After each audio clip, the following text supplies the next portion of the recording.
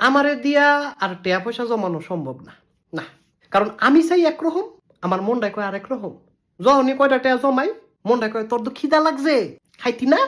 হুম, টেয়াডি রাখছো কীর্তি পয়েড, খেলা। আমি খেলাই। আমি যদি 10টা টেয়া জমাই, 20টার খিদা লাগে, তখন আর মাথা মুতা কাম করে না, আমি মগায় সব খেয়ালে। আমার যত টাকা পয়সা ছিল সব আমি একবার খেলেছি। আমি এখন গরিব না, আমি ফহির। শেষ। চিন্তা ভাবনা করে যেহেতু খরচ করি নাই, তার মানে এখন চিন্তা করেও লাভ নাই। ওয়াও, খায়ালেছি সব।